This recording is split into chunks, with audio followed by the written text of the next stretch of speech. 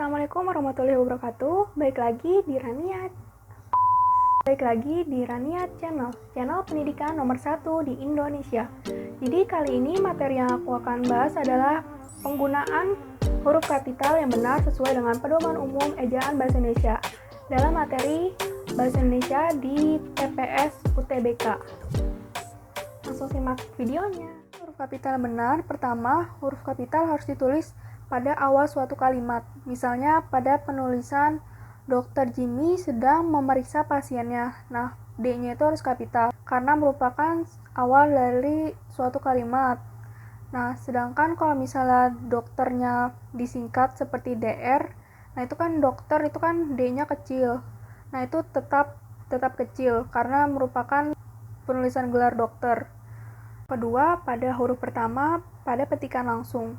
Misalnya, ada suatu kalimat langsung, kami pulang, kata ayah.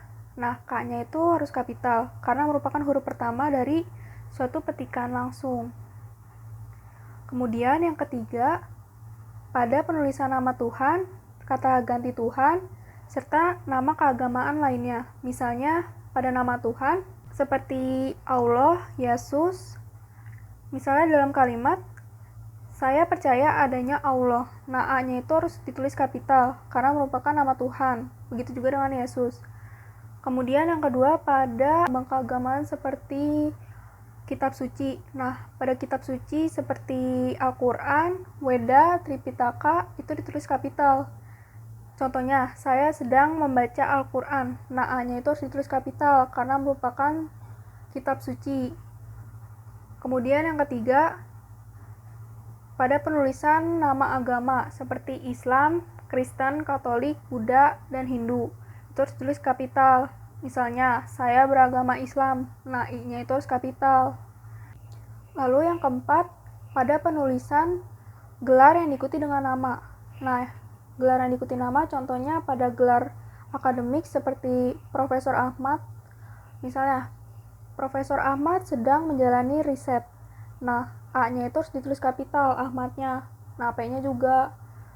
Kalau misalnya dia seorang profesor, P-nya itu ditulis tidak kapital, karena tidak diikuti dengan nama. Lalu yang kedua, pada gelar kehormatan dan keturunan, contohnya kalau kehormatan seperti Sultan Widi, misalnya. Sultan Widi sedang membagikan sembako. Nah, Widinya, W-nya itu ditulis kapital, sedangkan kalau misalnya dia seorang sultan, S-nya ditulis tidak kapital. Sedangkan kalau gelar keturunan seperti Raden Ajeng Kartini, misalnya Raden Ajeng Kartini sangat menginspirasi dalam buku itu. Nah, penulisan R sama A sama K-nya itu harus ditulis kapital, karena dia merupakan gelar keturunan. Lalu yang selanjutnya pada gelar keagamaan, contohnya pada haji sama pendeta. Misalnya, Haji Ahmad sedang menjalani ibadah. Nah, penulisan A-nya itu harus kapital, H-nya juga harus kapital. Sedangkan kalau misalnya dia seorang haji, H-nya itu ditulis non kapital, karena tidak diikuti dengan nama. Gitu juga dengan pendeta. Lalu yang kelima, pada penulisan pangkat yang diikuti dengan nama. Contohnya, pada penulisan gubernur sama direktur. Misalnya, dalam suatu kalimat, tetangga saya seorang gubernur Irian Jaya. Nah, itu kan gubernurnya itu diikuti dengan nama dari Irian Jaya itu kan. Nah, makanya I-nya harus kapital, G-nya juga harus kapital, J-nya juga harus kapital. Sedangkan kalau misalnya tetangga saya adalah seorang gubernur, nah itu kan nggak diikuti dengan nama, jadi gubernur saja. Maka G-nya tidak ditulis kapital. Sedangkan kalau misalnya direktur juga seperti itu. Lalu yang keenam, penulisan gelar atau pangkat yang digunakan sebagai sapaan. Misalnya, selamat pagi yang mulia. Nah, Y-nya itu harus kapital.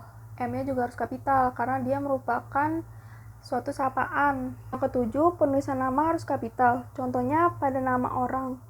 Misalnya dalam kalimat, saya dan Andi pergi ke gunung. Nah, Andinya itu dalam A-nya itu harus kapital, karena dia merupakan nama orang.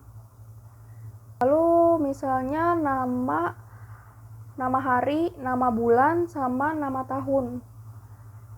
Misalnya hari Sabtu. Nah, S-nya itu harus besar, sedangkan H-nya kecil.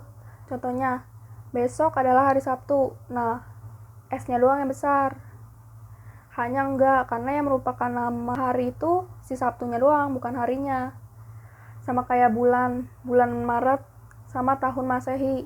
Nah, bulannya kecil B-nya, tapi Maretnya M-nya besar. Tahun juga kayak gitu.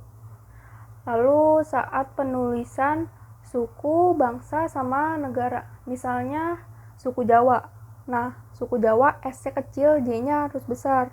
Karena yang merupakan nama suku itu adalah si Jawanya doang. Sama kayak bangsa sama negara. Bangsa, misalnya bangsa Indonesia. Nah, I-nya yang besar. Terus kalau misalnya negara Indonesia, nah I-nya doang yang besar. Terus kalau misalnya penulisan bahasa Indonesia, nah penulisan bahasa juga I-nya doang yang besar. Tapi kalau misalnya bahasa Indonesia itu dijadiin kayak mata pelajaran, misalnya nih, besok adalah mata pelajaran bahasa Indonesia. Nah, B-nya itu harus besar, I-nya itu harus besar. Karena dia merupakan suatu nama mata pelajaran, bukan nama bahasa. Lalu penulisan hari raya dan peristiwa sejarah. Contohnya kayak hari lebaran. Nah, H-nya itu kecil, L-nya itu harus besar. Karena yang merupakan hari raya itu lebarannya. Terus hari raya Idul Adha. Nah, H-nya itu kecil, tapi R-nya itu besar. I-nya itu besar. Lalu kalau misalnya peristiwa sejarah, misalnya proklamasi kemerdekaan Indonesia. Nah, kalau dalam satu kalimat ada proklamasi kemerdekaan Indonesia, nah P-nya itu harus besar, K-nya itu harus besar, I-nya harus besar. Tapi kalau misalnya ada suatu kalimat Soekarno memproklamasikan kemerdekaan Indonesia, nah itu nggak kapital. Lalu penulisan nama sama istilah geografis. Contohnya kayak penulisan sungai sama danau. Misalnya sungai Kapuas. Nah, kalau sungai Kapuas, S-nya itu harus besar, K-nya harus besar. Karena satu kesatuan gitu kan. Tapi kalau misalnya di sana terdapat sungai. Nah, kalau terdapat sungai doang, sungainya nggak ada namanya, itu kecil. Lalu kalau misalnya penulisan Danau Toba juga seperti itu. D-nya besar, T-nya besar. Lalu selanjutnya penulisan nama jenis yang merupakan ciri khas. Contohnya kayak film Korea. Nah, itu K-nya yang besar. Saya menonton film Korea misalnya. Nah, K-nya itu harus besar, sedangkan F-nya kecil. Lalu soto Betawi. Nah, B-nya yang besar. Terus coto Makassar, M-nya yang besar. Kecuali kalau dia mempunyai nama biologis, contohnya jeruk Bali. Nah, jeruk Bali itu B-nya nggak boleh kapital, karena dia punya nama biologis. Nama biologisnya Sirtus maxima. Nah, jadinya kalau misalnya ada kalimat, saya memakan jeruk Bali. Nah, J-nya itu kecil, Bali-nya juga B-nya kecil. Terong Belanda juga. Nah, yang ke-8, penulisan kata Anda harus ditulis kapital, nggak boleh non kapital. Misalnya, tolong Anda baca buku itu. Nah, A-nya itu harus kapital, karena merupakan kata Anda. Kata Anda itu harus kapital. Nah, yang ke-9, penulisan kapital itu harus ditulis pada nama dokumen, lembaga, atau instansi negara. Contohnya, pada penulisan Dewan Perwakilan Rakyat. Nah, D-nya itu harus kapital, P-nya harus kapital, R-nya harus kapital. Lalu, pada PBB atau Perserikatan Bangsa-Bangsa, P-nya harus kapital, B-nya harus kapital, P-nya juga harus kapital juga.